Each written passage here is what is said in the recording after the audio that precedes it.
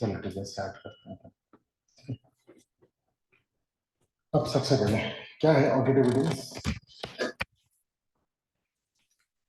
Logical process समझ रहे हैं, जिसमें ऑडिटर फाइनेंशियल स्टेटमेंट को असेस करता है और अपना ओपिनियन देता है। मतलब ये है ऑडिटिंग। ऑडिटिंग एक लॉजिकल प्रोसेस है और इसको ना क्रिटिकल स्क्रूटनी करनी पड़ती है। क्रिटिकल स्क्रूटनी का मतलब होता है कि क्वेश्चन करो हर चीज पे। समझ में आ रही है बात? ये सही है, कैसे साबित करो? समझ में आ रहा है? तो क्रिटिक क्या करते हैं? हर चीज पर सवाल करते हैं। समझ में आ रही है बात कि ऐसा क्यों, वैसा क्यों? क्लियर है? ठीक है ना? Ensure that they present the actual state of affairs accurate. मतलब सारी चीजें बिल्कुल सही तरीके से दिखा रहे हैं, ये होता है। क्लियर है? ठीक है ना? Importance of objective examination. Reckless और नेग्लिजेंट एग्जामिनेशन में lead to legal action against the auditor and loss of professional reputation. मतलब नहीं किया तो, अगर अच्छे से नहीं किया तो लीगल एक्शन हो सकता है किसके ऊपर? ऑडिटर के ऊपर। ठीक है ना? ये लीगल एक्शन आईसीएआई भी लेगा और कंपनी लॉ में भी होगा। ठीक है, चलो अब ऑडिटर जो भी जजमेंट्स बना रहा है आगे, तो ऑडिटर को उसके लिए क्या चाहिए? एविडेंस। ठीक है, ऑडिटर जो भी जजमेंट बना रहा है उसके लिए क्या चाहिए? एविडेंस। नालायक टाइम पे क्यों नहीं आते हैं? मुझे पता है।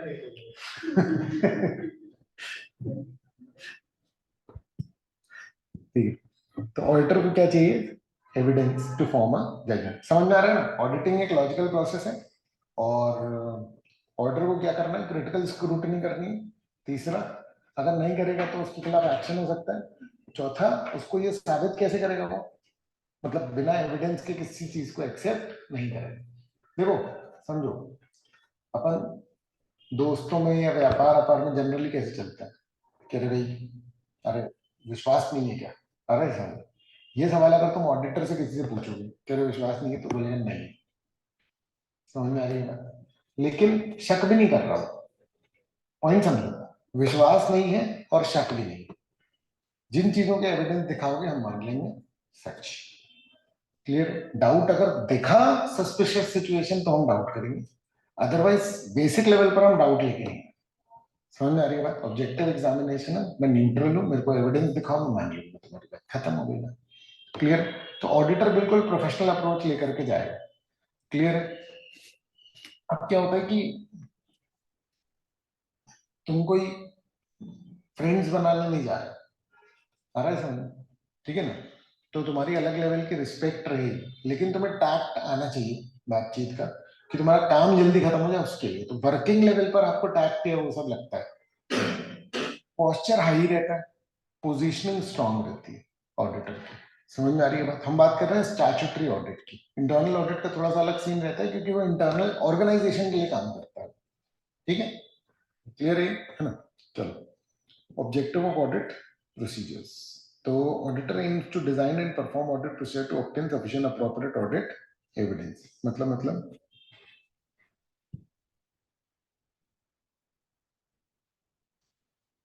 ऑडिटर जो है वो डिजाइन और परफॉर्म करता है ऑडिट प्रोसीजर, ताकि ऑडिट एविडेंस कैसे हो जाए? सफिशिएंट और अप्रोप्रिएट। एविडेंस मतलब सबूत। कितने सबूत चाहिए उसको? सफिशिएंट और अप्रोप्रिएट। इतने सब्जेक्टिव टर्म क्यों यूज किए गए? क्योंकि हम नंबर नहीं डिफाइन कर सकते कि 4 एविडेंस ले लो कि 6 ले लो कि 3 एविडेंस में मान जाओ। और एविडेंस कैसे होने चाहिए? विजुअल हो सकते हैं, डॉक्यूमेंट हो सकते हैं, किसी की बात हो सकती है। आ रहा है समझ? तो ऐसे जितने भी तरीके से तुमको भरोसा हो रहा है, समझ में आ रहा है? ठीक है ना? ऑडिट एविडेंस वो इंफॉर्मेशन होती है जिससे कि ऑडिटर अपने कंक्लूजन पे पहुंचता है, जिसके बेसिस पर वो अपना ओपिनियन देता है। समझ में आ रहा है? ऑडिट एविडेंस उसके कंक्लूजन को सपोर्ट करती है और कंक्लूजन के बेस पे वो क्या करता है? अपना ओपिनियन देता है। तो ऑडिट एविडेंस वो इंफॉर्मेशन है। समझ गए? अच्छा, इसमें कौन सी इंफॉर्मेशन हो सकती है? कोई भी, जो फाइनेंशियल स्टेटमेंट्स में है, अदर रिलेवेंट इंफॉर्मेशन कुछ भी हो सकती है। कितने लोग आ रहे हैं, कौन सा अमाउंट, मतलब बहुत सारी चीजें जो है वो हो सकती हैं। कितने एम्प्लॉइज हैं आपके ऑर्गेनाइजेशन में, ऑल। ठीक है ना। चलो, auditor of JPG limited explained the audit team members about the legal relationship between audit evidence and opinion of auditor. ठीक है ना, ऑडिटर ने टीम मेंबर्स को ही बताया। तो बताओ क्या रिलेशन है ऑडिट एविडेंस और ओपिनियन का। तो सबसे इंपॉर्टेंट तो यही है, क्योंकि एविडेंस ही वो इंफॉर्मेशन है, ठीक है ना। मतलब ऑडिटर ऑडिट एविडेंस ऑब्टेन करता है और उसकी हेल्प से वो अपना ओपिनियन बनाता है, कंक्लूजन उसके बेसिस पे बनाता है और उसके बेसिस पे ओपिनियन बनाता है on the financial statement of the company. बोलो, क्लियर है? क्लियर, ठीक है ना। अच्छा, और क्या बात है इसमें, क्या इंक्लूड होता है? इंफॉर्मेशन फ्रॉम अकाउंटिंग रिकॉर्ड्स, मतलब अकाउंटिंग रिकॉर्ड से ही निकलती है सारी information. Accounting record encompass various documents and data crucial for auditing. मतलब बहुत सारे डॉक्यूमेंट्स और डेटा होते हैं for crucial for auditing. This includes records of initial audit entries, invoice, ठीक है ना, और लेजर, जर्नल एंट्री, एडजस्टमेंट जो जर्नल में नहीं लिखा। समझ में आ रहा है? एडिशनली इट इंक्लूड्स, एडिशनल क्या इंक्लूड करता है? सपोर्टिंग रिकॉर्ड्स, जैसे कि चेक, इलेक्ट्रॉनिक फंड के ट्रांसफर रिकॉर्ड, वर्कशीट, स्प्रेडशीट। तुमने जो भी वर्क किया है ना, जिसके बेसिस पे तुमने क्या निकाला है, जो भी अमाउंट है लेजर का, जो भी ट्रांजेक्शन का अमाउंट है वो जो निकाला है, वो सब किसकी मदद से अपन लोग,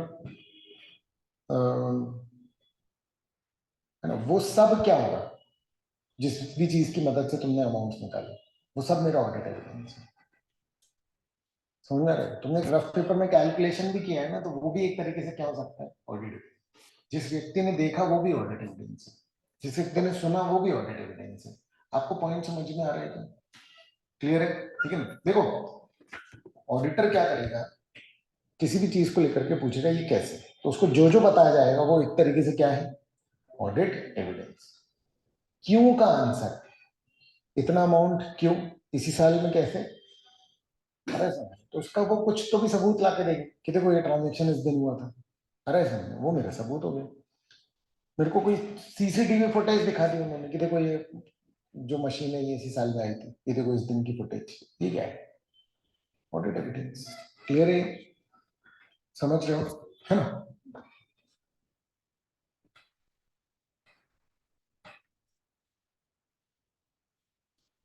है ना, चलो। अच्छा, और other supporting information apart from accounting record, accounting records तो है ही, इसके अलावा, ठीक है, अदर इंफॉर्मेशन भी हो सकती है। This could involve minutes of meeting, मतलब जो भी मीटिंग हुई उसके जो समरी होती है उसको क्या बोलते हैं, मिनट्स। तो वो मिनट्स जो है वो कागजी है, ज्यादातर जो है वो क्या रहता है, डॉक्यूमेंटेशन का पार्ट, कागजों से मिलता है बहुत सारा कुछ, क्योंकि हम लोग एक्चुअली में कौन सी चीजें चेक करने जा रहे हैं, हिस्टोरिकल इंफॉर्मेशन। हिस्टोरिकल मतलब जो हो चुके। क्लियर है? रिटन कॉन्फर्मेशन, हाँ, तुम अपनी बुक्स में दिखा रहे हो कितने डेटर, 50,000, अच्छा, वो उससे कंफर्म करवाओ जरा डेटर से। समझ में आ रही है बात? क्लियर है? ठीक है, फिर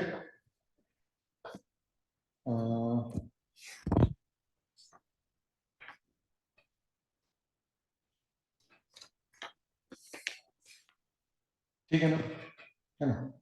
अच्छा, उसके अलावा ये ट्रेड रिसीवेबल पेबल्स है, और मैनुअल्स डिटेलिंग इंटरनल कंट्रोल्स, मतलब कंपनी के मैनुअल्स होते हैं जिसमें इंटरनल कंट्रोल लिखे रहते हैं ना, पॉलिसी प्रोसीजर भी कह सकते हो। आ रहा है समझ? इसको ना पॉलिसी प्रोसीजर के नाम से भी लिख देना। एक्सप्लेन कर रहे हो तो एक लाइन में लिखो कि auditor understand internal control and the policy procedures, they are the policy procedures of the company. Matter भी बढ़ेगा और रेलेवेंट भी। आ रहा है समझ में? ठीक है ना, उसी का पर्यायवाची है। सच information supports the auditors rational for ensuring true and fair presentation of financial statement. मतलब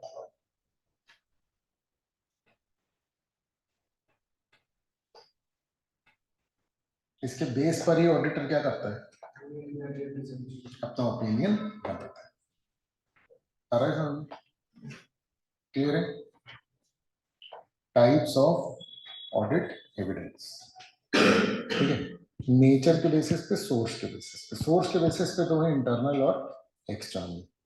समझ आ रहा है? अच्छा, ये जो है ना, ये स्टैंडर्ड है ऐसे 500। आ रहा है समझ?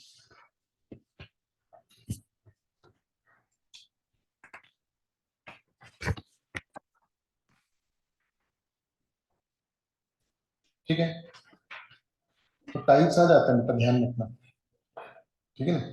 और जब भी टाइप्स आए, एग्जाम्पल चाहिए ही चाहिए। समझ में आ रहा है? ठीक है ना। इन्वॉल्व्स फिजिकली ऑब्जर्विंग एक्टिविटीज और वेरिफिकेशन। जैसे कि इन्वेंट्री चेक जब क्लाइंट कर रहा है तो तुम क्या कर सकते हो, वहां पर प्रेजेंट रह करके उसको देखो, समझे। ओरल एविडेंस, किसी ने कुछ बता दिया, वर्बल इंफॉर्मेशन, वो भी क्या है, डिस्कशंस विद मैनेजमेंट, ठीक है। समझ आ रहा है? और ये जो है, इसको डॉक्यूमेंट करना पड़ता है, लिखना पड़ेगा कि किससे क्या बात हुई, तो वो पूरी बात लिखनी पड़ेगी तुम्हें। पॉइंट समझो, जो विजुअल है उसको भी क्या करना पड़ेगा बेटा, पूरा डॉक्यूमेंट करना पड़ेगा। जो डॉक्यूमेंट्री एविडेंस होते हैं उसकी तो अपन कॉपी लगा लेते हैं, उसमें कोई दिक्कत नहीं है, कौन सा डॉक्यूमेंट देखा, ये देखो यही वाला देखा। बट बाकी इन्फॉर्मेशन जो तुमने ऑब्टेन की, किससे क्या पता चला, तो इस भाई ने ये बोला, इस भाई ने ये बोला, ऐसे ऐसे करके अपन लोग लिख लेते हैं। या जब मैंने ऑब्जर्व किया तो ये पाया गया, जब मैं फिजिकली देख रहा था उनको इंस्पेक्ट करने, तो यही चीज है। समझ में आ रही है बात? क्लियर है ये? ठीक है ना। अच्छा, सोर्स पे कैसे डिपेंडेंट है, ये नेचर पे है ना। सोर्स पे कैसे, इंटरनल और एविडेंस। याद रखना, ये किसके बेसिस पे, जेनरेशन के बेसिस पे, कहाँ जनरेट हो रहा है, ठीक है ना। तो परचेज इनवॉइस, तुमने कोई चीज खरीदी, समझ आ रहा है, उसका जो बिल है परचेज इनवॉइस, वो कैसा एविडेंस है, एक्सटर्नल। समझ में आ रही है बात? ये सबसे ज्यादा कंफ्यूजिंग है। मिलता कहाँ से, एंटिटी के अंदर से, जनरेट कहाँ होता है, बाहर। समझ में आ रही है बात? तो इसलिए ये क्या है, एक्सटर्नल एविडेंस। ये आपको ध्यान रखना पड़ेगा, जनरेट कहाँ होगा, है ना। सेल्स इनवॉइस इंटरनल, है ना। Copies of sales document, inspection record. और purchase invoice external evidence, supplier के डॉक्यूमेंट, कोटेशन। जो इंफॉर्मेशन बाहर से मिल रही है एंटिटी के, वो क्या है, एक्सटर्नल। और जो एंटिटी के अंदर से मिल रही है वो, है ना। तो इसमें ओरिजिनेट्स इंपॉर्टेंट है, ओरिजिनेट्स आउटसाइड क्लाइंट ऑर्गेनाइजेशन। क्या ज्यादा रिलायबल होते हैं, इनमें से कौन से ज्यादा रिलायबल होते हैं, एक्सटर्नल। इनमें से कौन से ज्यादा रिलायबल होते हैं,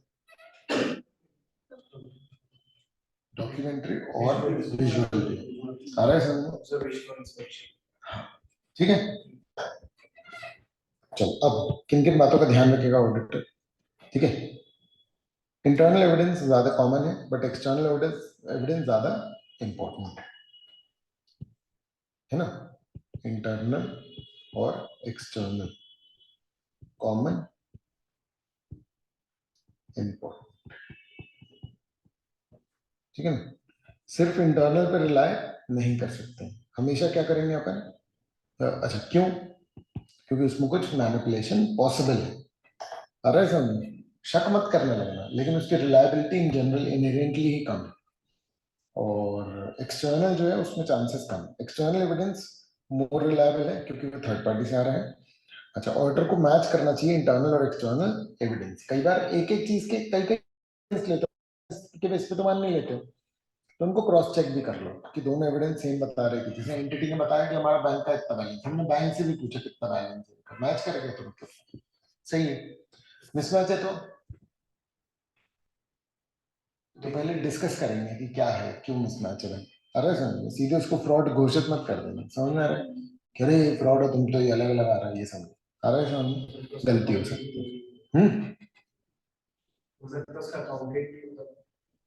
हाँ, वो एक आध ट्रांजेक्शन भी अगर रिकॉर्ड करना रह गया तो क्या होगा, दिक्कत हो जाएगी, ठीक है। चलो, which is the primary, what is the primary objective of audit procedure according to S.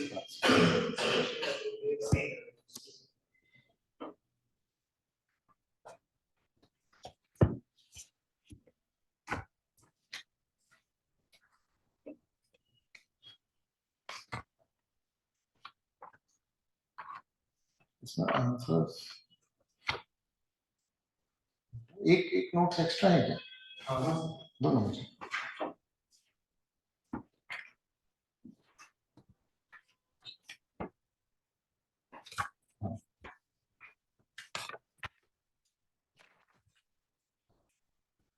क्या है? Primary objective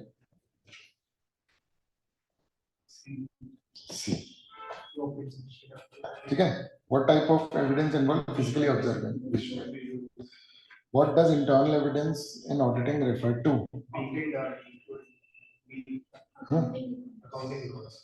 evidence obtained from accounting.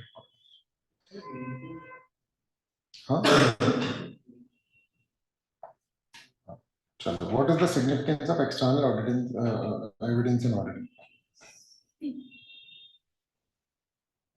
It comes from third party uninvolved in client's organization. C से ज्यादा बेहतर B, दोनों ही है मतलब, ठीक है, दोनों ही सही है। क्लियर है ना? अब मैंने बोल दिया कि B ज्यादा बेटर है तो B ज्यादा बेटर होगा, ठीक है। हम ही ने बनाया ना, तो इसमें कोई दिक्कत नहीं, ऐसा कर सकते हैं हम, ठीक है। क्लियर है? चलो फिर विजुअल एविडेंस का पर्पस क्या होता है? Physically observe activity. चलो, an audit team member of auditors of Genuine Limited was of the view that audit evidence obtained internally from within the company under audit are more appropriate from the reliability point of view as compared to audit evidence obtained externally, as evidence obtained internally are obtained from the company whose audit is being conducted. समझ रहे हो लेखक का आशय क्या है? ठीक है, कवि कहना चाहते हैं कि क्या, कौन सा ज्यादा रिलायबल है? ये कह रहा है कि ऑडिट टीम का मेंबर है, देखो जरा कितना नालायक है, कह रहा है कि इंटरनली जो है वो ज्यादा अप्रोप्रिएट है रिलायबिलिटी के पॉइंट ऑफ व्यू से। अरे समझ, क्लियर है? As compare to external. वाह, समझा है? सेकंड ग्रुप की फर्स्ट ग्रुप के बेसिस पे इसने आर्टिकल ज्वाइन कर लिया होगा। अरे ठीक है, इसलिए बोल रहा है, ठीक है, कोई बात नहीं। External evidence is more appropriate reliability के पॉइंट ऑफ व्यू से। क्लियर है? ठीक है बच्चों, है ना? रीजन क्या है? लो रिस्क, कि वो चेंज और ऑल्टर हो सकता है, इस बात का बहुत कम रिस्क है। क्लियर? चलो फिर क्या है? Relevance and reliability. बच्चों देखो, हम जब जनरल थ्योरी पढ़ते थे ना, तो हमारे पास ऑप्शन होते थे मीनिंग, फीचर्स, एडवांटेज, डिसएडवांटेज, यही होता था। बट अब क्या है ना, ये मैटर बिल्कुल डिफरेंट है, ठीक है। एक है ऑडिट एविडेंस क्या है, समझ आ रहा है? ठीक है, एक है क्यों है, आ रहा है समझ?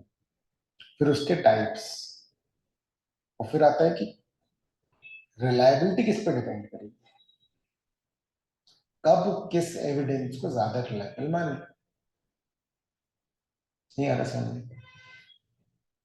ठीक है, तो ये बहुत इंपॉर्टेंट टॉपिक है रिलायबिलिटी।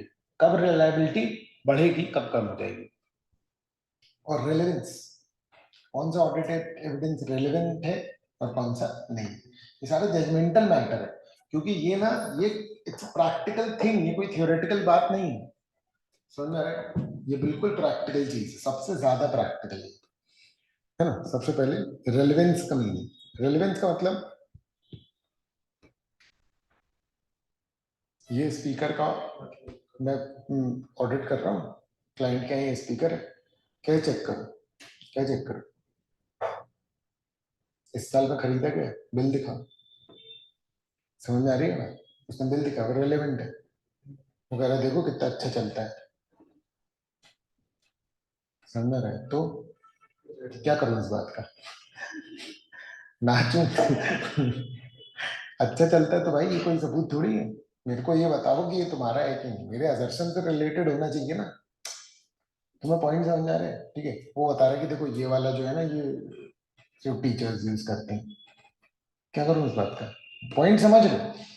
मुझे जब किसी भी चीज के बारे में मैं पूछ रहा हूँ, आ रहा है समझ में, तो मेरा एक पर्पस है। क्लियर है?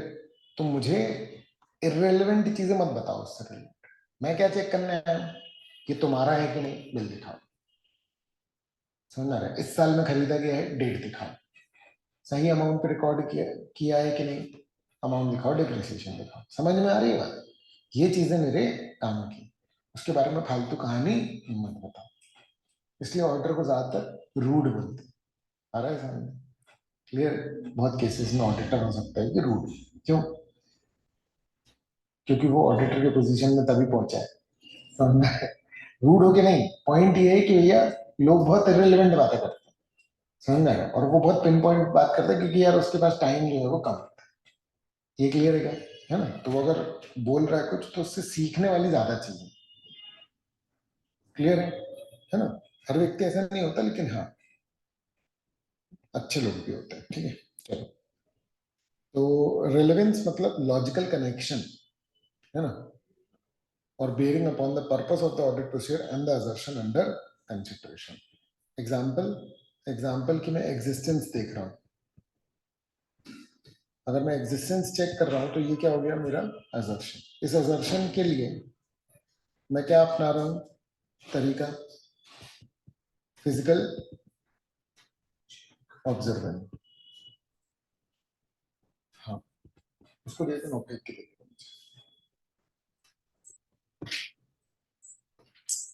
ठीक है, तो फिजिकल ऑब्जर्वेशन जो है वो क्या है? तरीका। इससे मुझे कौन सा एविडेंस मिलेगा? विजुअल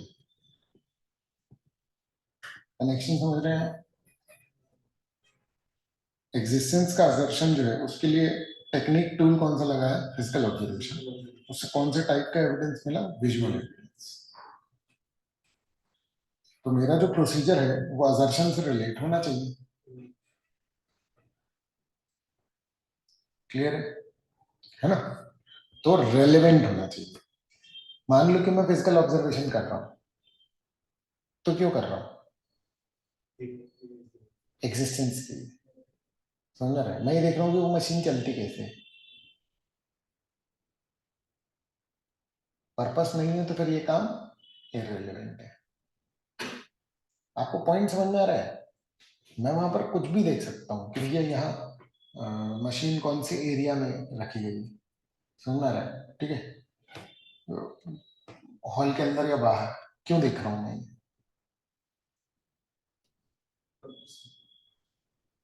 उसकी कंडीशन देखने के लिए, क्योंकि उसके वैल्यूएशन पे फर्क पड़ेगा। ओपन में है तो फिर बारिश से खराब हो रही होगी। तो पर लेकिन अगर कोई पर्पस नहीं है उस चीज का, फिर भी वो रखी है, तो बुक्स में जीरो वैल्यू पे होनी चाहिए, क्योंकि फिक्स एसेट तो प्रोडक्शन में हेल्प होना चाहिए ना। नहीं तो एनआरवी पे दिखे। फिक्स एसेट तो प्रोसेस ऑफ प्रोडक्शन में काम आना चाहिए ना। पॉइंट समझ में आया कि नहीं? और इन्वेंट्री है तो एनआरवी पे दिखाओ। कॉस्ट ज्यादा है, कॉस्ट पे दिखाओ। कोई फ्यूचर बेनिफिट नहीं है, जीरो कर दो, प्रोविजन बनाओ। समझ गए पॉइंट? हो सकता है कोई बहुत अच्छे तरीके से इन्वेंट्री रखी हो उनके यहाँ, पर उनके किसी काम है कि नहीं। जैसे कि एमपीबी में हम लोग गए थे, और एमपीबी की तो भगवान ही वाली नेटर के क्रेडिट बैलेंस आ रहा है तो उसके तो छोड़ ही दो, खैर। लेकिन एक इंपॉर्टेंट पॉइंट वाली बात नहीं करो। तो उनके यहाँ कुछ कुछ स्टोर्स है, उसमें ऐसे ऐसे इक्विपमेंट पड़े हैं जो 50-50 लाख के हैं, बट इररिलेवेंट है। क्यों? क्योंकि टेक्नोलॉजी चेंज हो गई, आउटडेट हो गई। पर खेल, मतलब समझने वाली बात यह है कि टेक्नोलॉजी आउटडेट होने के बाद भी वो खरीदेंगे। हाँ, हाँ, ये वही है जो तुम सोच रहे हो। ठीक है। क्या? हाँ, पॉइंट ये है कि कंपनी 50 लाख किस बात की? 50 लाख कहाँ से आ रहा है? नॉर्मल जनता के हैं वो पैसे। ठीक है, तो कोई काम की नहीं। टेस्टिंग है ना. Testing recorded accounts payable to check for overstatement is relevant for the assertion of existence और वैल्यूएशन. एग्जांपल अच्छा इसमें दिया हुआ. अकाउंट पेबल मैं चेक कर रहा हूँ कि कहीं ज्यादा तो नहीं दिख रहा, कम तो नहीं दिख रहा. आ रहा है समझ में? ठीक है ना. ये दो है assertion. एग्जिस्टेंस सच में है और क्रेडिटर वैल्यूएशन सही वैल्यू पर दिख रहे हैं या नहीं. आ रहा है समझ में? ऑडिट एविडेंस का पूरा कनेक्शन सीधे सीधे assertion से होगा. क्लियर है? ठीक है. assertion अपन अलग से पढ़ लेंगे. Test of controls design to evaluate the operating effectiveness of control. मतलब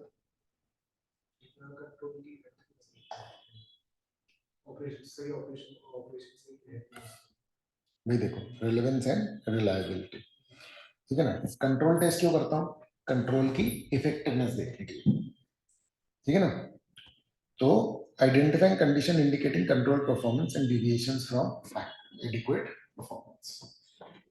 यानी ऑडिट एविडेंस में सब्सटैंटिव का भी ले रहा हूं और कंट्रोल्स का भी ले रहा हूं. ये कंट्रोल्स का है, सब्सटैंटिव का. काय के लिए होता है? Design to detect material misstatement at the assertion level. Includes test of detail and substantive analytical procedures. बोलो, क्लियर है? सब्सटैंटिव के दो पार्ट है. कौन कौन से? टेस्ट ऑफ डिटेल और सब्सटैंटिव एनालिटिकल. और रिलायबिलिटी. ये क्या था? रेलेवेंस. अब क्या है? रिलायबिलिटी. क्या फर्क है? जरूरी है या नहीं और भरोसा कर सकते हैं. समझ आ रही है ना? ठीक है.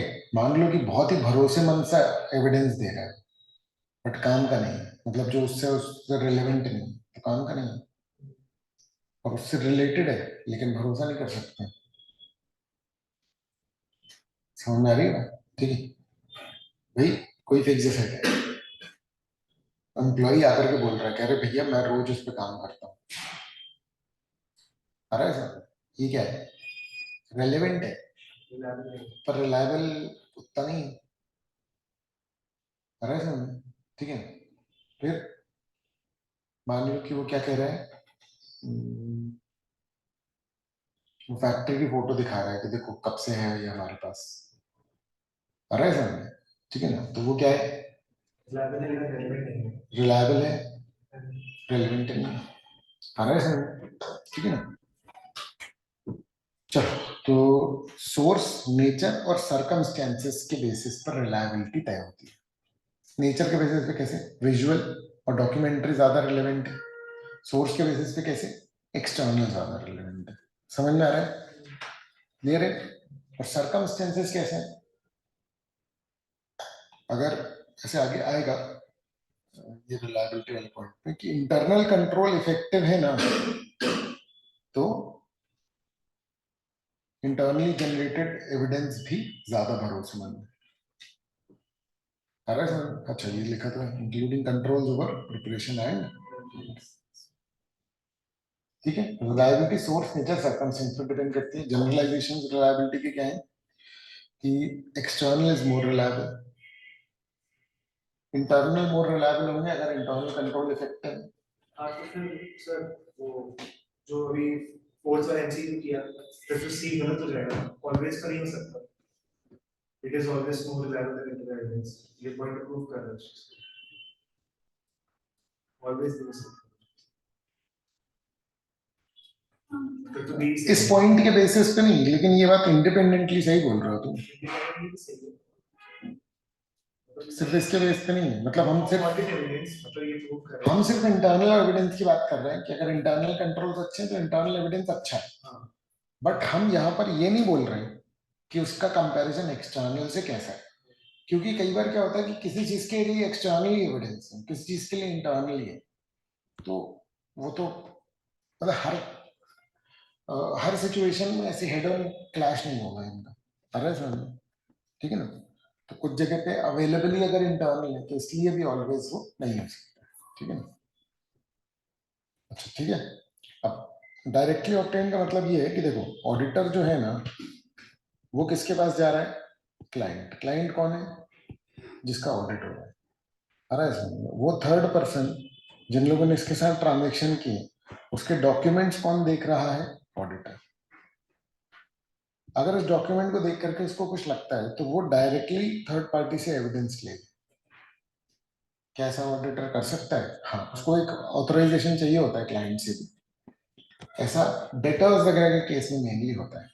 और ऐसे डेटर्स का जो कॉन्फर्मेशन आता है वो ऑडिटर डेटर से डायरेक्टली अपने ऑफिस में मंगाता है। समझ रहे हो? कि हम क्लाइंट के पास जाएंगे, उनसे बोलेंगे नाम एड्रेस दो, हम डेटर्स को लेटर लिखेंगे कि भैया हमारे एड्रेस पे भेज दो कन्फर्मेशन। हम उनसे पूछते हैं लिख करके कि भैया कितना तुम्हारा बैलेंस है वो बता दो, वो सीधे घर भेज देते हैं, ऑर्डर के ऑफिस में भेज देते हैं। समझ गए क्या? समझ गए है ना?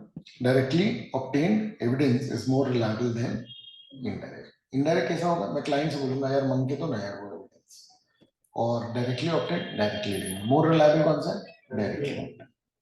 डॉक्यूमेंट्री मोर रिलायबल है ओरल से, और ओरिजिनल डॉक्यूमेंट ज्यादा रिलायबल है इलेक्ट्रॉनिक या कॉपीज। ये इंडिविजुअल क्वेश्चंस है जो आते हैं बेटा एग्जाम में। आ रहा है समझ में? ठीक है ना? अब इसका ये टेबल बन गया है। क्लियर है? क्लियर है? बोले बच्चों। ठीक है। फिर अब सफिशिएंट और अप्रोप्रिएट। सफिशिएंसी मतलब कितने एविडेंस, और अप्रोप्रिएटनेस मतलब क्वालिटी ऑफ, है ना? यानी ये ट्रस्ट के बेस पे है और ये वॉल्यूम के बेस पे है। इतने सारे एविडेंस कलेक्ट कर लिए, एक भी काम का नहीं है, मतलब सफिशिएंट तो है, अप्रोप्रिएट नहीं। ठीक है? अरे तुम एक एविडेंस लाए हो लेकिन बहुत ही गजब, इससे पूरी बात प्रूव हो जा रही है। ये क्या है? सफिशिएंट है, सॉरी अप्रोप्रिएट बहुत है। मतलब ये बोलो। सफिशिएंट भी तो वही क्या? मतलब सिर्फ एक ही एविडेंस से तो सफिशिएंट भी तो वही। हाँ मतलब अगर अगर एक इतना रिलायबल है कि हम मान सकते हैं उसको सफिशिएंट, तो वो सफिशिएंट है। अरे समझ, तो वो तो अभी इंटर रिलेशन भी है ना, कि अप्रोप्रिएटनेस बढ़ जाए तो उससे भी सफिशिएंसी। लेकिन उसमें एग्जांपल आपने दिया कि इतने सारे एविडेंस हैं बट एक भी काम का नहीं, सफिशिएंट कैसे? तो काम का और ले लो ना, कोई ना कोई तो काम का होगा। हाँ तो और लेंगे तो तब सफिशिएंट। तो सफिशिएंसी बढ़ा करके भी, क्वांटिटी बढ़ा करके भी क्या कर सकते हो? अप्रोप्रिएटनेस हो सकती है। जब तक नहीं है और बढ़ा लो, वो वैसा हो गया। लेकिन ठीक है, पॉइंट ये कि दोनों जरूरी है। अरे समझ, अप्रोप्रिएट नहीं है तो फिर ज्यादा चाहिए, और अप्रोप्रिएट है तो कम में भी काम हो जाएगा। हाँ बिल्कुल सही। सफिशिएंट इसलिए हमेशा साथ में दिखेंगे ये, sufficient and appropriate audit evidence. आ रहा है समझ? ठीक है ना?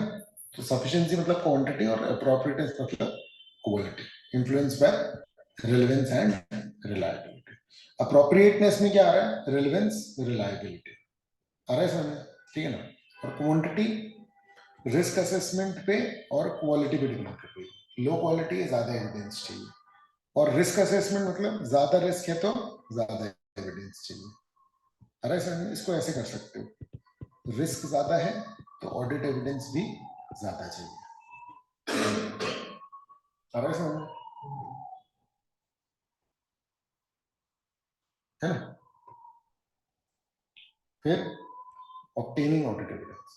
Auditor designs and perform appropriate procedures to obtain sufficient and appropriate audit evidence. ठीक है? ठीक है, क्या बोल रहे हैं?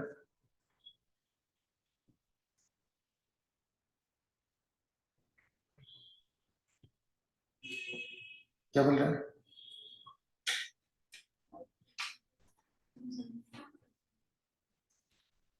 ऑडिटर डिजाइन करता है और परफॉर्म करता है क्या? appropriate audit procedures to obtain sufficient and appropriate audit evidence. Audit evidence is cumulative and obtained primarily from audit procedures during the audit. मतलब क्यूमुलेटिव, एक एविडेंस मिला फिर दूसरा मिला तो वो और जुड़ गया, उसने ओवरऑल ऑर्डर के भरोसे को बढ़ाया, तो क्यूमुलेटिव जितने ज्यादा मिलेंगे जुड़ता चला जाएगा। आ रहा है समझ में? और कह सकते हो कि मल्टीप्लायर इफेक्ट भी, कि एक एक एविडेंस और दो एविडेंस मिल करके अकेले अकेले जितना भरोसा नहीं देंगे, इंडिविजुअली मिल करके ज्यादा भरोसा देंगे। समझ में आ रहा है? ठीक है ना? ठीक है, क्लियर है? फिर sources, sources of ordered evidence क्या है?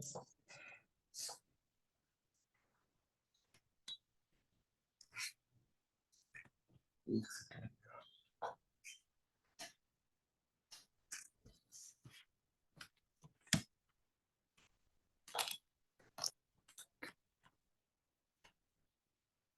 ये क्या था?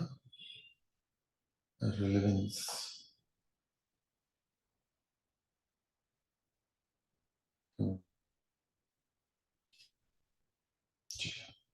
देखो रिलेवेंस पे क्वेश्चन आएगा ना, कितना बड़ा एक्सटेंशन है, ध्यान रखना। सिर्फ इतनी सी बात नहीं, ये पूरा रेलेवेंस पे ही है। समझ में आ रहा है क्या? ध्यान रखना, मॉड्यूल में भी इसी तरीके से कवर करें। लायबिलिटी में ये पूरा है। अच्छा ये भी है, हाँ ये ठीक है, क्लियर है ये, है ना? फिर क्या है? सफिशिएंसी है ना, सफिशिएंसी एंड अप्रोप्रिएटनेस पहले क्या होती है, फिर ऑब्टेनिंग ऑडिट एविडेंस। तो क्या है ये? Auditor design and perform appropriate procedures to obtain sufficient appropriate audit evidence. Audit evidence is cumulative and obtained primarily from audit procedures during the audit. ठीक है, अब सोर्सेस, ठीक है, सोर्सेस क्या है? अकाउंटिंग रिकॉर्ड से ले लो, प्रीवियस ऑडिट, प्रीवियस ऑडिट कैसे सोर्स है? अभी लोगों ने जब किया हो उसके साथ, तो जो भी उससे, ठीक है ना, कुछ कुछ इंटरनल कंट्रोल के एविडेंस आपको मिल जाएंगे। नहीं आ रहा समझ में? दूसरा ऑडिटर करता है तो नहीं मिलता, क्योंकि वो अपना डॉक्यूमेंटेशन शेयर नहीं करता। आ रहा है समझ में? तुमने अच्छे से पढ़ा है आपको ऑडिट, है ना? आप ही ने बताया ये वाला, ये नहीं बताया मैंने, मतलब पहले बता चुके हो ना कि पुराना वाला दे नहीं सकता अपन को, अपना चेक करके दे सकता। चलो बढ़िया, ठीक है। अच्छा, और अदर सोर्सेस से भी क्या करोगे आप? एविडेंस ऑब्टेन कर सकते हो। समझ में आ रही है बात? अदर सोर्सेस एक्चुअली में क्या है बताओ? देखो एक चीज समझना, ठीक है ना, कि जो सेट पैटर्न है ना, वो 70 to 80% है, या यू कहो कि सेम प्रोसीजर या वो जो है ना, वो तो 40% होंगे हर ऑडिट में। बाकी आपको हर ऑडिट पे जाकर के क्या करना पड़ेगा? सोचना ही पड़ेगा। समझ रहे हैं? और ओवरऑल ऑडिट की जो चीजें हैं ना, वो भी अगर ओवरऑल माइंड लेवल पर भी देखो तो 80% सेम स्टाइल होगा, सेम काम नहीं होगा, अरे सर सेम पर्पस होंगे, बट 20% तो ना क्रिएटिविटी ही लगेगी। क्लाइंट का काम कैसा है उस बेसिस पर एविडेंस होता है। अब हम एक बार ऑडिट करने गए थे मुंबई में, समझ में आ रहा है? मतलब एक वो एंटिटी ना, मदर डेयरी का, उसकी एंटिटी, उसकी की बहुत सारी एंटिटीज हैं। तो जो मुंबई में जब करने गए थे तो हम लोग बता रहे थे कि भैया वहां पर क्या होता है कि मतलब इंटरनल कंट्रोल हम देख रहे थे। उन्होंने बोला कि भैया सवेरे वो जो जगह है वहां पर रख देते हैं, मतलब जो दूध के डब्बे रहते हैं, कोई नहीं रहता, जगह फिक्स रहती है वहां पे। समझ रहे हो? मतलब कि चोरी हो सकते हैं वैसे देखा जाए, अरे समझ, लेकिन वो भरोसे पे चलता है, मतलब पूरा काम। समझ में आ रही है? क्लियर है क्या? ठीक है ना, कि भैया उनको मिल गए। मतलब हमारा ही था कि भैया जब तुम लेते हो तो कोई रिसीविंग लेते होगे ना, बोले भैया दूध पहुंच जाता है सवेरे 5 बजे पहुंचता है, वो तो आता भी नहीं है, वो जब दुकान खुलेगा तब उसको मिल जाता है। वही नीचे नीचे किसी, हर किसी की अपनी अपनी जगह होती है, बोले उस समय उससे रिसीविंग थोड़ी लेंगे। अरे सर अब यही चीज इसमें तो रिलायबल हो गई कि हाँ भाई बात सही है, सवेरे 5 बजे। दूसरे किसी में अगर वो बोले कि कहाँ लेते हैं, तो हम इस बात को बोलेंगे कि नहीं यार रिसीविंग तो लेनी चाहिए। आपको पॉइंट समझ में आ रहा है? ठीक है, तो हर एंटिटी जो है वो डिफरेंट होती है। ठीक है, इस केस में तो रेगुलर भी हो गया ना, हमारे डेली बेसिस पे रेगुलर नहीं है। वो चीज रेगुलर हो रही होगी ना। हाँ डेली हो रही है। इसलिए रिलायबल हो सकता है। हाँ वही तो मैं कह रहा हूँ कि इतने नंबर ऑफ पॉइंट्स हैं, सोचते चले जाओगे तो और ध्यान में आते चले जाएगा। मैं तो एक बहुत रैंडम सा एग्जांपल दे रहा हूँ। Information prepared by managements expert may also be used।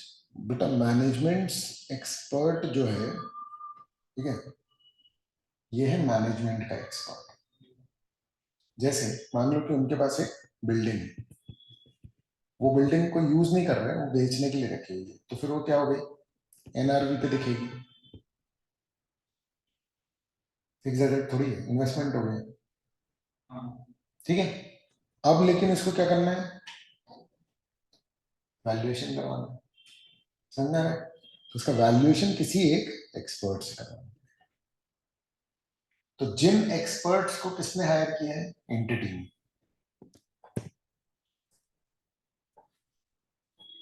Insurance company जो होती है, ओरिएंटल इंश्योरेंस का ऑडिट किया था मैंने।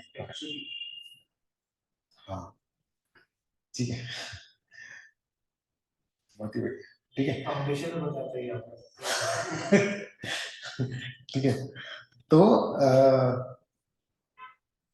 वो जो प्रोविजन बनाते हैं ना कि कितने क्लेम आ जाएंगे इस पर, वो तो टोटल ज्योतिष वाला काम हो गया ना। समझ में आ रहा है? इंश्योरेंस कंपनी को इस साल में क्लेम तो आएंगे ही बहुत सारे, वही तो उसका एक्सपेंस है। और एक्सपेंस है क्या उसका, जब थोड़ा बहुत एडमिनिस्ट्रेटर, बाकी तो लोगों से प्रीमियम लो, बैठे रहो, किसी का कोई नुकसान हुआ तो उसको भर दो, खत्म। और क्या है, इंश्योरेंस कंपनी का बहुत सिंपल सा बिजनेस है ना, सबको नहीं करने मिलता इंश्योरेंस का बिजनेस, पता है ना।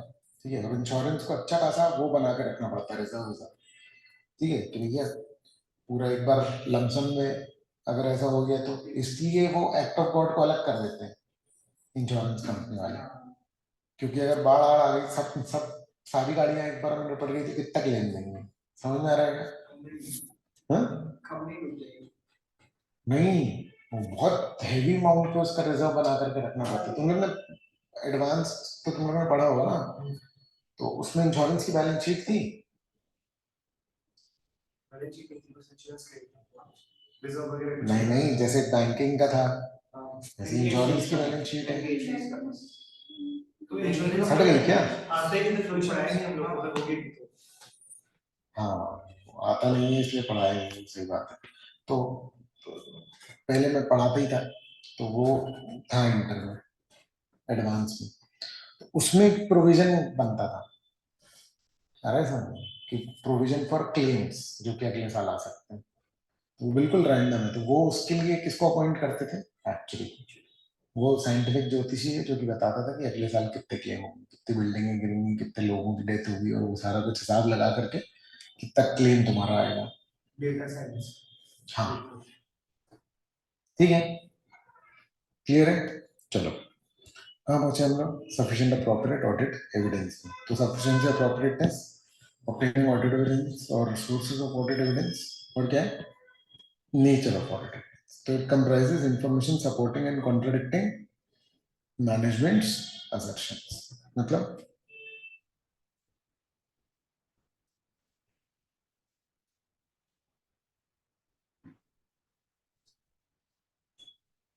ऑडिट एविडेंस का नेचर कैसा होता है, इसमें इंफॉर्मेशन होती है जो कि मैनेजमेंट की बात को या तो प्रूव करेगा या तो झुठला देगा। अरे समझ, एविडेंस माने सबूत, सबूत तुम्हारे फेवर में जाएगा या खिलाफ जाएगा, सिंपल। एब्सेंस ऑफ इंफॉर्मेशन, मान लो कि मैनेजमेंट मना कर दे कि नहीं नहीं, इस पे हम कोई रिप्रेजेंटेशन नहीं देंगे। अच्छा, ये रिप्रेजेंटेशन क्या है, कि एविडेंस नहीं है तो तुम लिख करके दो कि ये तुमने किया है, ताकि हम बता पाए, नहीं तो फिर हमारा ऊपर बात आएगी हमने कैसे चेक किया, नहीं तो फिर मैं रिपोर्ट में लिखता हूँ। अरे समझ, ठीक है ना। तो देखो, एब्सेंस ऑफ इंफॉर्मेशन भी एक एविडेंस है जो तुम्हारे खिलाफ जा रहा है। तो बहुत फिलोसॉफिकल हो गया, एक सेकंड रुक जाओ।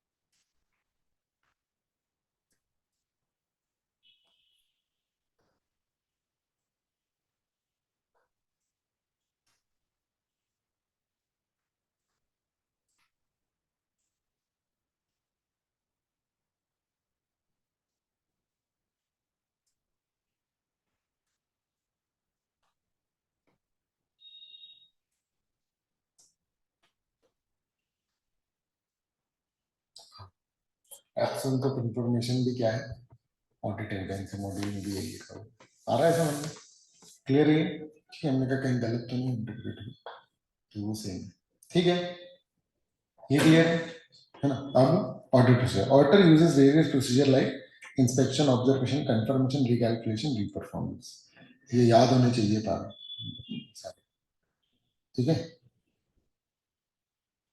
तो है ना, आईयूसी आर, ठीक है, आर तो क्या है, रिकैलकुलेशन,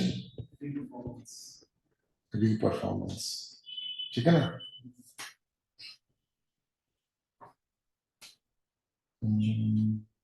और क्या है, ठीक है, कॉन्फर्मेशन, ऑब्जर्वेशन, ये सब टूल्स हैं, प्रोसीजर्स हैं जो कि कौन यूज करता है, ऑडिटर, क्या की गई, ठीक है। चलो एमसीक्यू, रेलेवेंस का मतलब क्या है,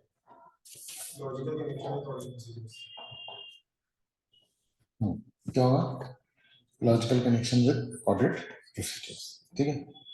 फिर which type of evidence is more reliable, document, हाँ लेकिन ये जनरली ऑडिटिंग में हम डॉक्यूमेंटेशन मांगते हैं, एक्सटर्नल कुछ कुछ केसेस में लगता है, 90% केसेस में क्या लगता है, डॉक्यूमेंट्स, क्लियर है।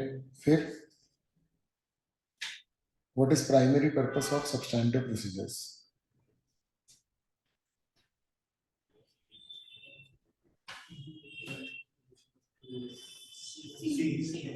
सी, ठीक है। फिर फोर्थ,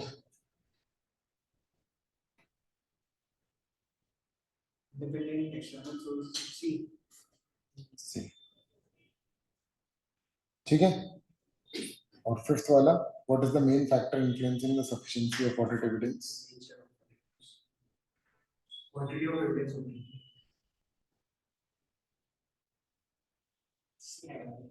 D.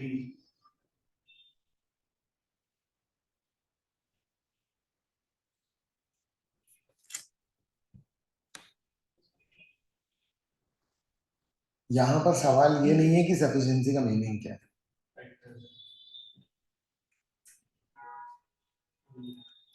सफिशिएंसी को इन्फ्लुएंस मतलब क्या होगा इसका,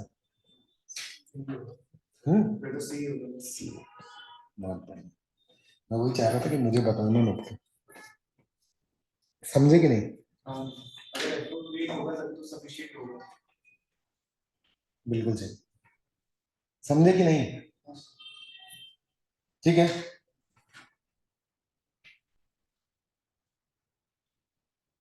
ये क्लियर है क्या, ठीक है ना। चलो, there was a partnership from VM associates, mister M, है ना, जो वीएम के पार्टनर है, अपनी ऑडिट टीम मेंबर्स को एक्सप्लेन कर रहे थे कि एविडेंस का जो है क्या इंपॉर्टेंस है, सफिशिएंसी एंड अप्रोप्रिएटनेस।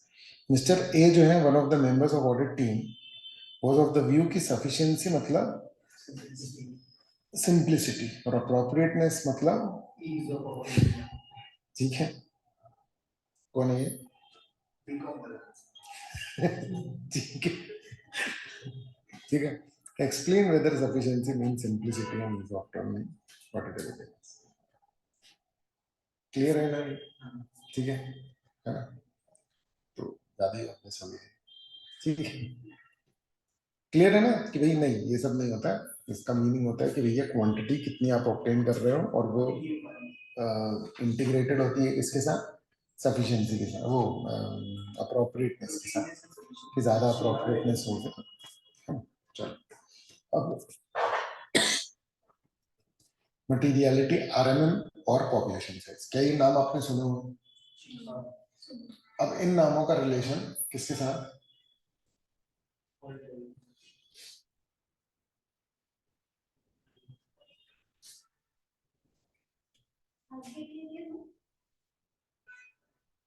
आगे के, हाँ दे दो, स्टेपलर भी दे दो यार, एक यहाँ रखा हुआ है स्टेपलर, ऊपर ही है दोनों।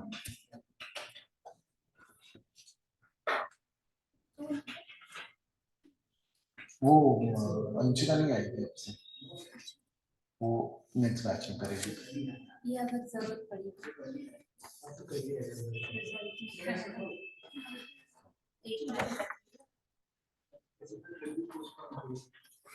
क्या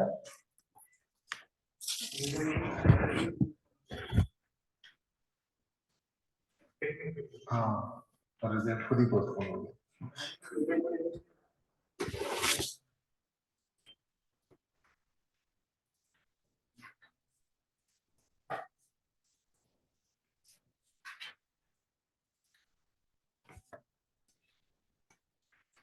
चलो ठीक है।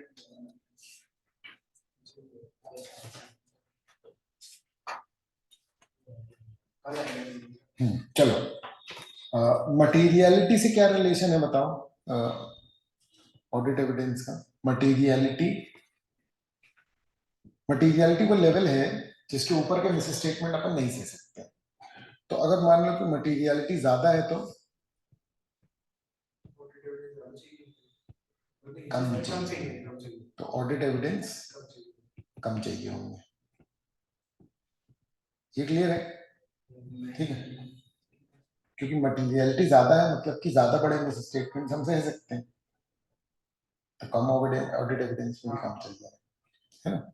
अच्छा, आरएमएम रिस्क बढ़ा तो एविडेंस ज्यादा चाहिए, पॉपुलेशन साइज ज्यादा है तो एविडेंस ज्यादा है। समझ गए हैं?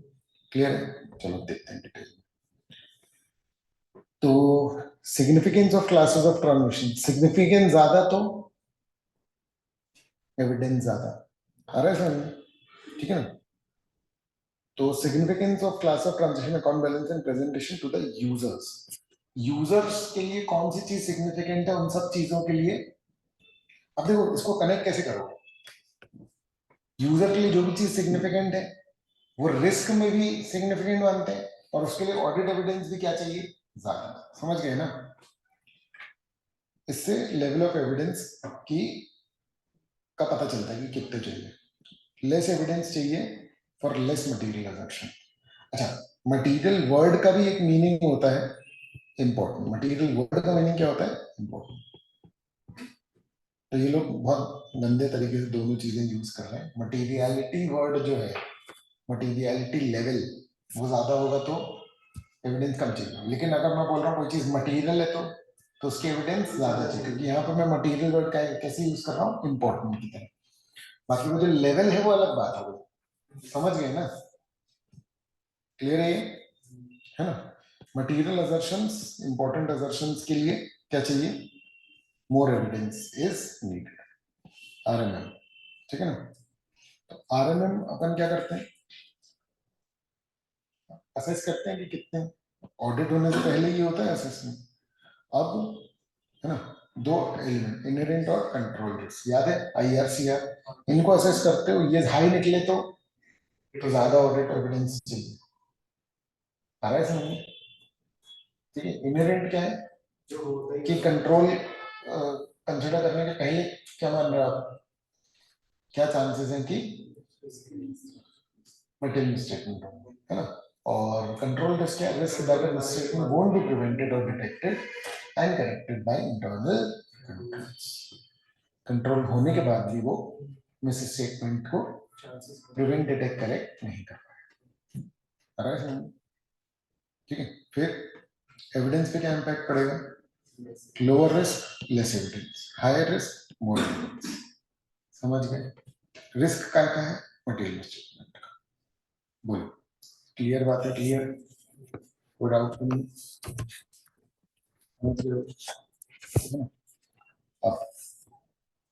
Size and characteristics of population. ठीक है, तो definition refers to number of item in the population being audited। मतलब पॉपुलेशन, लेजर में कितनी एंट्रीज है वो क्या कहलाए, पॉपुलेशन। कितने ट्रांजैक्शन है वो क्या है, पॉपुलेशन। उस पॉपुलेशन में से ही क्या सिलेक्ट करते हैं हम लोग, सैंपल, और उन्हीं सैंपल पे क्या लगाते हैं, प्रोसीजर। उन प्रोसीजर्स के थ्रू क्या ऑब्टेन करते हैं? Audit evidence. ठीक है, ऑडिट एविडेंस वो इंफॉर्मेशन है जिसके बेसिस पे जो कंक्लूजन मिलते हैं, जिससे कि हमारा, जिस पर हमारा ओपिनियन बेस्ड होता है। क्लियर है? तो स्मॉलर या सेम सेम टाइप की पॉपुलेशन है तो लेस एविडेंस, अलग अलग प्रकार की एंट्रीज है तो मोर एविडेंस। समझ गए क्या? मतलब ये हो सकता है more evidence needed for smaller heterogeneous populations और less evidence नहीं, मतलब क्या? छोटी पॉपुलेशन हो लेकिन heterogeneous हो तो भी ज्यादा लगेगा, और लार्ज हो लेकिन homogeneous हो तो कम लगेगा। बिल्कुल सही।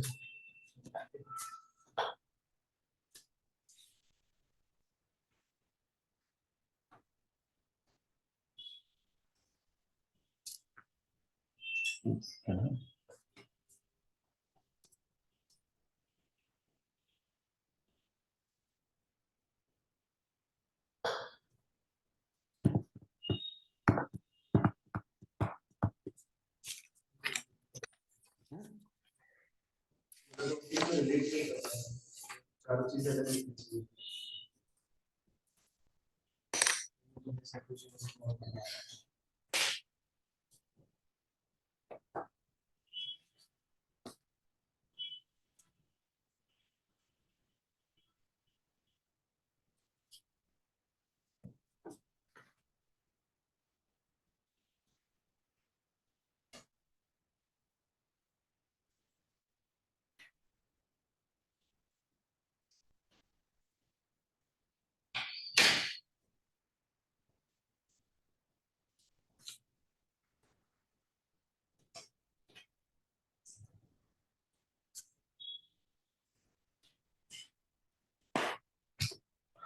ठीक है, फिर क्या है?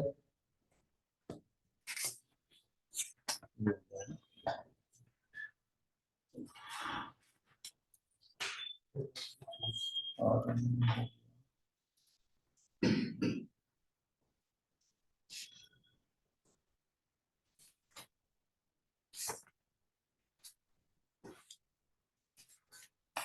एक दो पैराग्राफ नहीं हो पाए, देख लेंगे। ठीक है,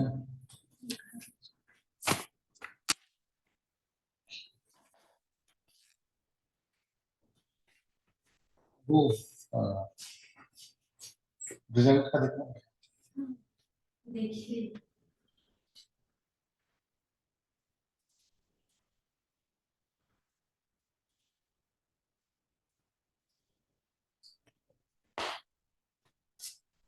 चलो एमसीक्यू बताओ। What does materiality in auditing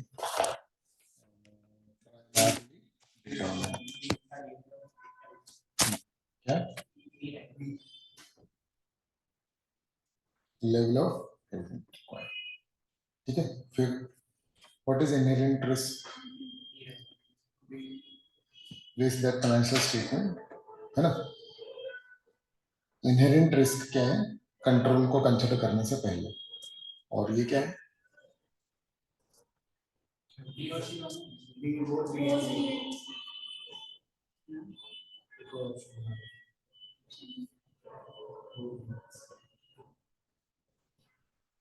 दोनों ही, इसमें सी दिया हुआ है लेकिन दोनों ही।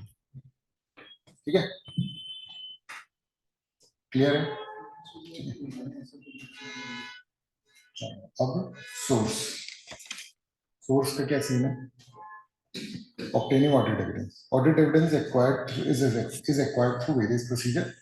इसमें क्या क्या होता है? एनालिसिस, रिव्यू, रीपरफॉर्मिंग,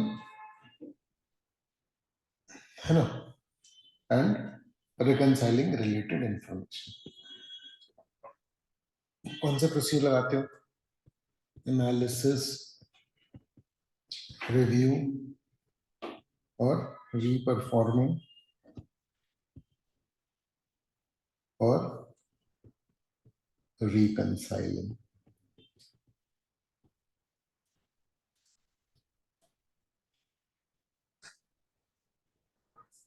ठीक है,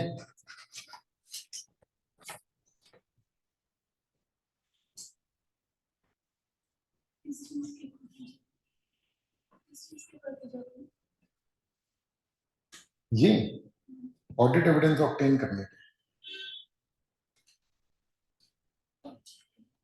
ठीक है। Audit evidence is acquired through various procedures, पहली लाइन। दूसरी लाइन, इस प्रोसीजर में क्या क्या होता है? Analysis, review, reperform. अच्छा, सेम सेम चीज दो तीन जगह पर कवर्ड है। अब जैसे ऑडिट एविडेंस ऑब्टेन करने के तरीके बेसिकली क्या है? इंस्पेक्शन, ऑब्जर्वेशन, है ना, रिकैलकुलेशन, वो है। समझ में आ रहा है? तो ये ध्यान रखना, क्लियर है? ठीक है, तो इनको जोड़ सकते हैं। एनालिसिस को तुम एनालिटिकल प्रोसीजर्स से भी जोड़ सकते हो सीधे सीधे। समझ गए क्या? क्लियर है ना? तो ये हुआ कैसे, कैसे ऑब्टेन करोगे। अरे समझ, अब है क्यों, पर्पस क्या है। तो नहीं, हाँ चलो ठीक है। पर्पस किसका है बेटा? कंसिस्टेंट। कंसिस्टेंट मतलब, यहाँ पर कंसिस्टेंट का मतलब ये है कि मैंने दो अलग अलग जगह से एविडेंस लिया सेम चीज का, तो मुझे सेम ही चीज पता चली, तो मेरा भरोसा क्या हो जाएगा? बढ़ जाएगा। समझ में आ रही है बात? क्लियर है ना? मैंने अपने बच्चे से पूछा कि भाई स्कूल में उधम करते हो? बोला नहीं करता। मैंने उसके टीचर को फोन लगा के पूछा ये उधम करता है? उन्होंने बोला कि नहीं करता। तो ये क्या हो गया? दो अलग अलग जगह से एविडेंस लिए और दोनों ही सेम बात पता चली। लेकिन फिर भी रिलायबल नहीं है ना? नहीं, लेकिन टीचर वाला तो रिलायबल है ना? ठीक है। Consistency in audit evidence from different sources enhances assurance, भरोसा बढ़ जाता है। corroborative information, extra information from independent sources increases reliability. corroborative मतलब ये होता है कि कोई मशीन है, अपन ऐसे ही गए फैक्ट्री में पूछने, तो अपन ने किसी वर्कर से पूछ लिया क्यों ये मशीन कब से रखी, ये corroborate कर लिया तुमने। कुछ भी एक्स्ट्रा छोटे छोटे से एविडेंसेस अगर कलेक्ट कर लिए, एडिशनल। corroborative मतलब कि एडिशनल, ठीक है? क्लियर है ना? फिर एग्जांपल्स ऑफ इंडिपेंडेंट सोर्सेस क्या है? Third party conformation, analysis report, है ना, और कंपेरेबल डेटा अबाउट कंपेटिटर्स। देखो ये ना, ये थोड़ा सा एनालिटिकल टाइप हो गया। वैसे पहला तो सिंपल है, सोर्स ऑफ ऑडिट एविडेंस, ये वाला हो गया एक्सटर्नल, है ना, कि अपन ने क्या कर लिया, थर्ड पार्टी से कॉन्फर्मेशन ले लिया। दूसरा है कि हमने खुद भी एक्सपर्ट का यूज कर लिया। अब ये कौन सा एक्सपर्ट है? ऑडिटर। ऑडिटर का एक्सपर्ट 620 में कवर होता है, 610 620 में। आ रहा है समझ? क्लियर है? 600 अदर ऑडिटर है ना, 600 600 610 620 ये तीन है। 620 एक्सपर्ट। हाँ, है ना? ठीक है, 600 अदर ऑडिटर और कंपेरेटिबल डेटा अबाउट कॉम्पिटिटर। जैसे एग्जांपल बहुत इंपॉर्टेंट है ना, तो कंपेरेबल डेटा अबाउट कॉम्पिटिटर्स में क्या होगा कि तुम्हारा कॉम्पिटिटर सेम कैलकुलेटर बना रहा है, कितना प्लास्टिक यूज करके कितना कैलकुलेटर बनाता है, और तुम कितना यूज करते हो, तो ये तुम कम प्लास्टिक में कैसे बना देते हो? तो ये अगर डिफरेंस है कोई दिक्कत नहीं, जस्टिफिएबल है तो उसका ठीक, नहीं तो फिर मैं लेजर पे शक कर सकता हूँ कि ये तुम्हारा ऐसा डिफरेंस कैसे आ रहा है समझ? क्लियर? अब जैसे एडवर्टाइजमेंट है, दैट कुड बी डिफरेंट, समझ में आ रहा है? लेकिन क्या होगा? Industry margin, product margin generally क्या रहेगा? सेम रहेगा ऑलमोस्ट। क्लियर है ना? अगर सेम प्रोडक्ट टाइप का होता है, ठीक है ना? चलो फिर क्या है? Notes on audit procedures for obtaining audit evidence, ठीक है ना? तो notes on audit procedure for obtaining audit evidence, ठीक है? तो risk assessment procedure,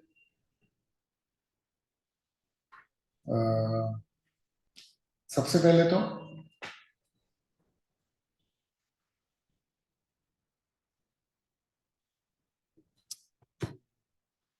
risk assessment की बात हो रही है, इसका मतलब सबसे पहले प्रोसीजर कौन से वाले लगाते हैं? रिस्क असेसमेंट के, उसमें भी तो ऑब्टेन करते हो ना ऑडिट एविडेंस। उसके एविडेंस एकदम सब्सटैंटिव वाले नहीं होते कि जिससे सीधे सीधे लेजर के अमाउंट पे भरोसा आ जाए। ठीक है, इनिशियल प्रोसीजर्स होते हैं to assess risk of material mistaking. Further audit procedure उसके बाद कौन से होते हैं? टेस्ट ऑफ कंट्रोल और सब्सटेंटिव। समझ में आ रहा है ना?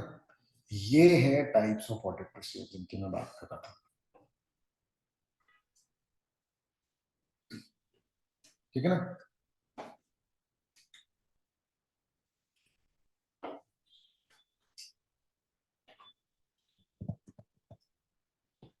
I C A I R O R, ICI road. अरे मतलब किसके निमोन बना रहा हूँ ऑडिट प्रोसीजर, है ना? इसके कंफर्मेशन का सी ले लिया, एनालिटिकल प्रोसीजर, इंक्वायरी, री परफॉर्मेंस, कैलकुलेशन। समझ में आ रहा है कि नहीं? इंस्पेक्शन, कंफर्मेशन, एनालिटिकल प्रोसीजर्स और इंक्वायरी, रिकैलकुलेशन, ऑब्जर्वेशन और ठीक है ना? इससे याद रह सकता है आईसीआई रोड। एक्चुअली इसमें 8 थे तो मैंने बनाया था आईसीआई रोरा। ठीक है, रोरा हिंदी में। ठीक है, तो वो रोर ही हो गया, मतलब उसमें फिर ए दूसरा वाला है नहीं। क्लियर है? हाँ, ए आता ना, ए आ रहा था। अच्छा, आर ओ ए आर, ठीक है। वो मैंने वैसे कर दिया था, कोई बात नहीं लगा। ठीक है, ये तभी के प्रोसीजर तो सेम ही है, कोई ऐसा उसमें कोई अमेंडमेंट तो आया नहीं। तो टाइप्स ऑफ ऑडिट प्रोसीजर है ना, ये यहाँ पर लिखे हुए हैं, है ना? इंस्पेक्शन मतलब इंस्पेक्शन ऑफ रिकॉर्ड्स और डॉक्यूमेंट्स। फिर है व्यूइंग। एक सेकंड, इसको रीड करना आसान है, समझना कोई दिक्कत नहीं। हाँ?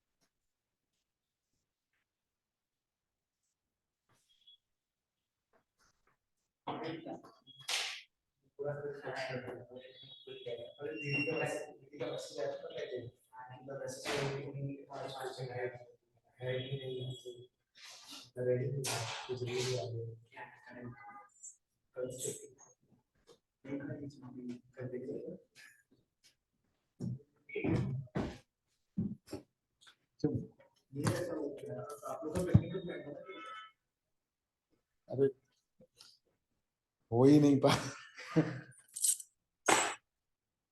वो एक लड़का था, बोला कि यहाँ हमारा फार्म हाउस है, फिर और वो 11th का था, वो भूल गया था। तो घर वालों से बात की तो मना कर दिया घर वालों ने उसको। तो बस, ठीक है, चलो। हाँ, ये पढ़े क्या? ऑब्जर्वेशन क्या है? किसी भी प्रोसेस को होते हुए देखना। एक्सटर्नल कॉन्फर्मेशन, रिटन रिस्पॉन्सेज लेना, है ना? 505। ठीक है। रिकैलकुलेशन क्या है? चेकिंग। Mathematical accuracy. ठीक है, रीपरफॉर्मेंस क्या है दोबारा से करके देखना, इसका एग्जांपल हमेशा क्या रहता है, बीआरएस। क्लियर है? फिर एनालिटिकल प्रोसीजर ऐसे 520। ठीक है, evaluating financial and non financial data relationships, inquiry seeking information from knowledgeable individuals. जिसको भी पता है वो नॉलेजेबल है। अरे ऐसा नहीं, इसमें कोई वो नहीं है कि कोई पढ़ा लिखा ज्यादा, वैसा जिसको भी पता है वो हमारे लिए नॉलेजेबल बनती है। क्लियर है?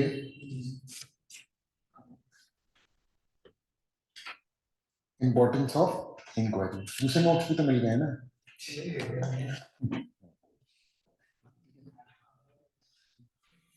Inquiry provides valuable information but may require corroboration. Point 71 है, 7.1 है। Yeah, I use it. 1.7. 1.7.1. हाँ, ये तो 1.5.3 है। नहीं, ये 1.7 है। 1.7 अरे मैं मॉड्यूल के साथ चल रहा हूँ। ठीक है, तो 1.7. ये audit procedures, audit procedures for obtaining audit evidence, ये टॉपिक है तुम्हारा 1.7। ठीक है, और ये जो है ना टाइप्स, है ना, ये है तुम्हारा 1.7.1।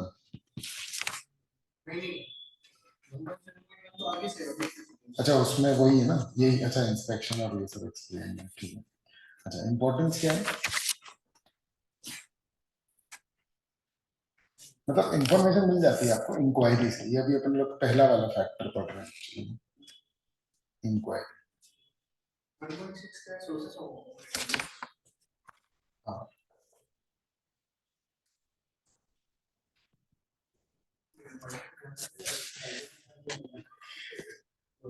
ये वाली बात इंपॉर्टेंट मेनली उसमें होगी क्योंकि लॉ में इंपॉर्टेंट हो जाती है। इसमें वैसे मैं इसको मैनेज करवा रहा हूँ तो ये बात मेरे लिए तो है इम्पोर्टेंट। ठीक है, कि इसको मैं बुक के हिसाब से करा दूँ, मॉड्यूल के हिसाब से। हाँ, लेकिन तुम लोग के लिए इतनी इम्पोर्टेंट नहीं है यहाँ, तुम लोग टॉपिक के हिसाब से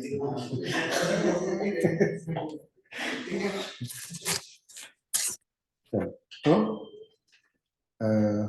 understanding management past action and intentions में हेल्प corroborate इंक्वायरी, और पुरानी हरकतें मैनेजमेंट की जो है उससे आप corroborative एविडेंस प्राप्त कर सकते हैं।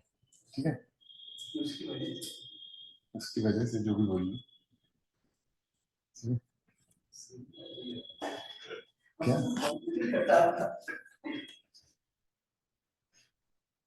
क्या हुआ?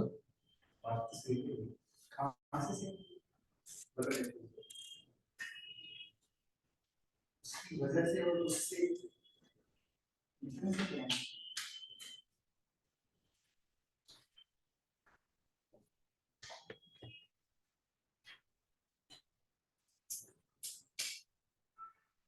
अरे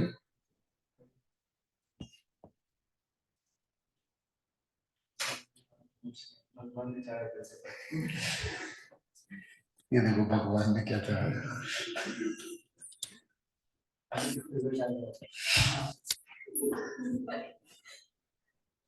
देखने पड़ेगी। नहीं यार, तो बढ़िया है। आप पढ़े।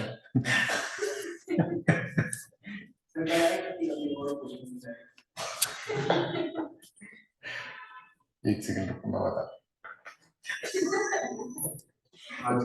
कैसे बताऊं।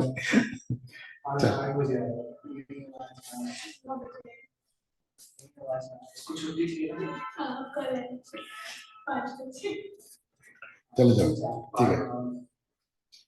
पहला प्रोसीजर क्या है, इंस्पेक्शन। अरे तो बहुत ही डिटेल में एक्सप्लेन है। नहीं मतलब पहले नहीं था, बस ये बोल रहा हूँ, वो नहीं बोल रहा हूँ कि ज्यादा है। ठीक है, रिकॉर्ड्स और डॉक्यूमेंट्स करते हैं अपन, और इससे एविडेंस मिलता है, लेकिन अलग अलग रिलायबिलिटी का, बहुत अलग अलग प्रकार की रिलायबिलिटी का। यानी कुछ डॉक्यूमेंट बहुत ज्यादा रिलायबल होंगे और कुछ कम रिलायबल होंगे, ठीक है ना। जैसे मान लो कि अपन ऑथराइजेशन के लिए देख रहे हैं कि अप्रूव हुआ कि नहीं हुआ, अरे सर तो हो सकता है एंटिटी का है ही नहीं ट्रांजेक्शन, फिर भी दिख रहा है। क्लियर है ये?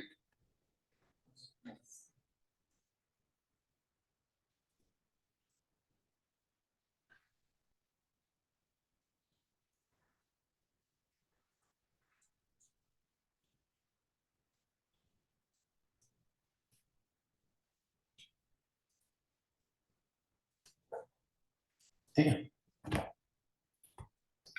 चलो। While auditing the books of accounts of AB Limited for financial year 22-23, auditor use audit procedure according to which complete documents and records were checked in detail in order to obtain audit evidence. तो documents and records, तो कौन सा procedure use हुआ? Inspection. उसी के उसमें पढ़ रहे हैं तो obvious सी बात है, आ रहा है समझ में? क्लियर है ना? ठीक है, चलो। ऑब्जर्वेशन क्या है? व्यूइंग प्रोसेसेस और प्रोसीजर्स बीइंग परफॉर्म। इसका सबसे अच्छा एग्जांपल क्या होगा? तुमने किससे पढ़ा है ऑडिट? बहुत ही बढ़िया तेरा नॉलेज है, ठीक है।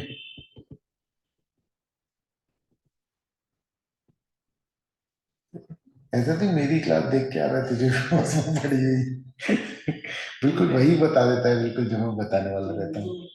शायद सेकंड चैप्टर था ऑब्जर्वेशन करेंगे सर। सॉरी, इन्वेंट्री रिकॉर्ड्स नहीं, inventory inventory count, viewing inventory count by client staff.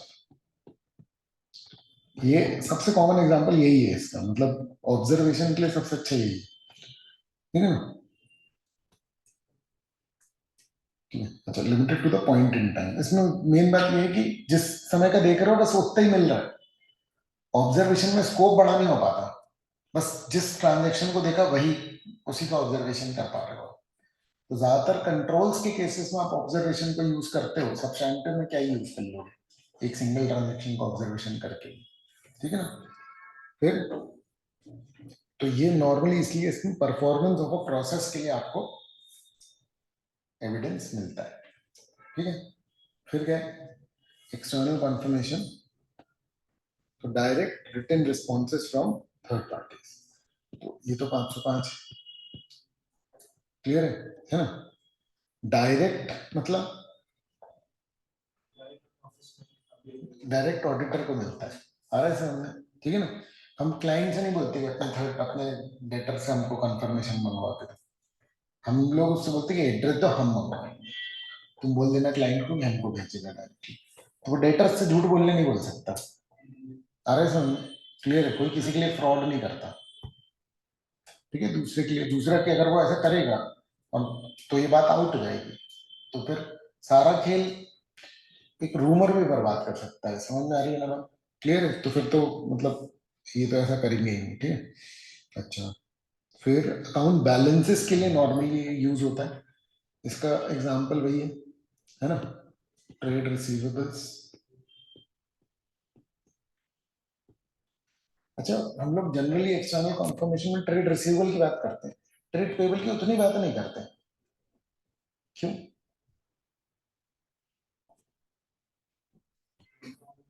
क्योंकि वो एक्सटर्नल जनरेटेड दोनों ही है। और तो जनरेटेड ही एक्सटर्नल एविडेंस जो इनवॉइस आएगी, लेकिन तो अरे कॉन्फर्मेशन, ये तो बैलेंस कितना है 31 मार्च को, सेल परचेज की बात नहीं हो रही है यहाँ पर, ईयर एंड का जो बैलेंस है वो कंफर्म करने की बात हो रही है।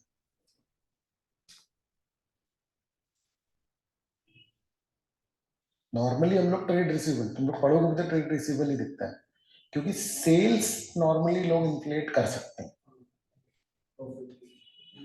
प्रॉफिट। अरे समझ, ये कंपनीज एक्ट का प्रॉफिट है, इस पर टैक्स नहीं लगता, टैक्स का अलग से होता है ना, क्लियर है। इसलिए ये इन्फ्लेट हो सकता है। बाकी टैक्स से लेना देना नहीं रहता, कंपनीज को शेयर प्राइस से लेना देना रहता है।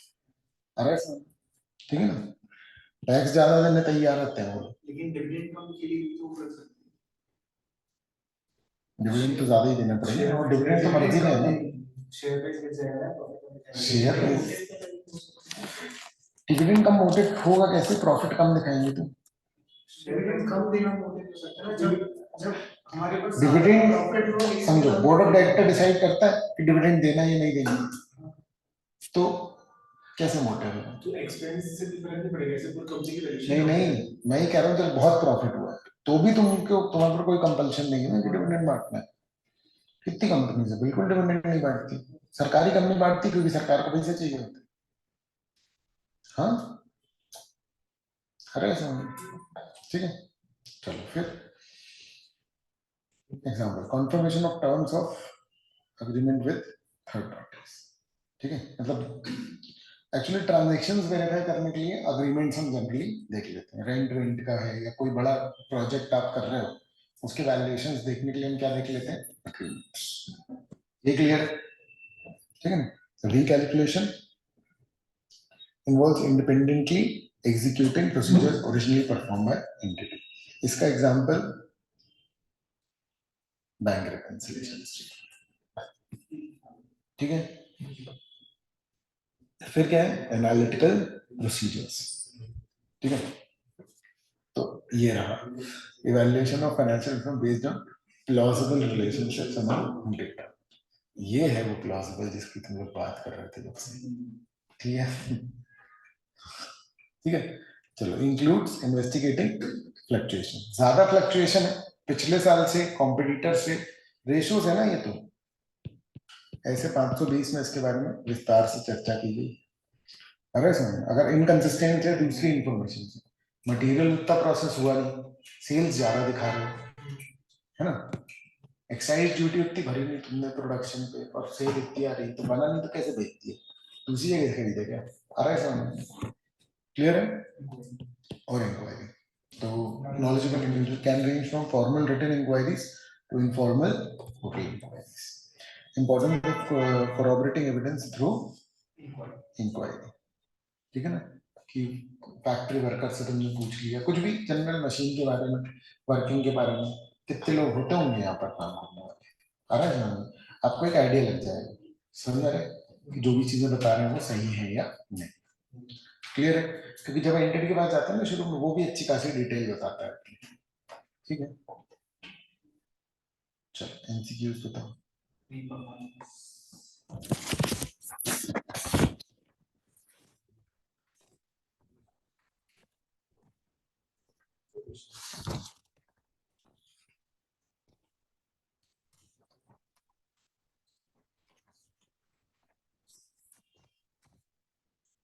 हाँ, या फिर which audit procedure provides evidence about observation.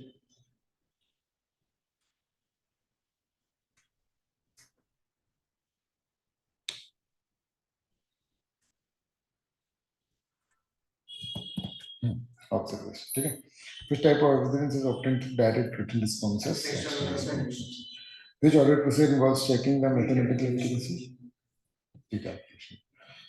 फिर what does inquiry alone, when does inquiry alone provide sufficient appropriate।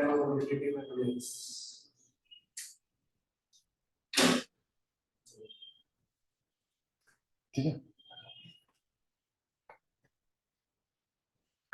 चलो ये कल कर लेंगे। ठीक है,